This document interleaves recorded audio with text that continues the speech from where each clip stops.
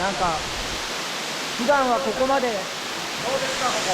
水量がない。これやっぱ修行いけんじゃないです結構もともと美味しかったんで。か。そうなんや。なんか意味があるんかなと思って。そうやな。味が出てきて。確かに。逆にある方がよく出るよ。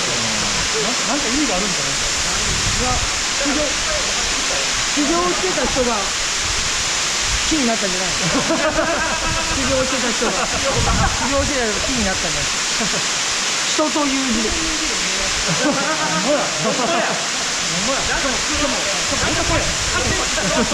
確かに。これやばいね。これはやっぱちょっと有田さん流しそうめんは厳しいですね。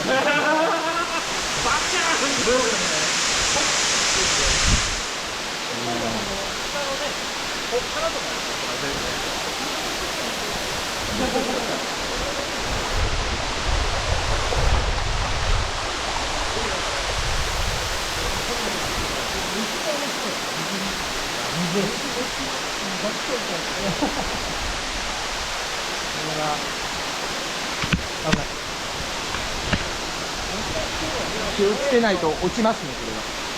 滑って。うお。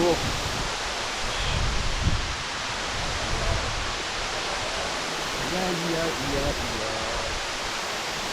なかなか。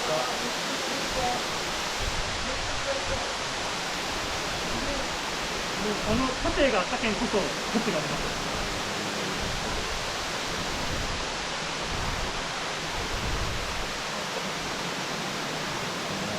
綺麗ですね。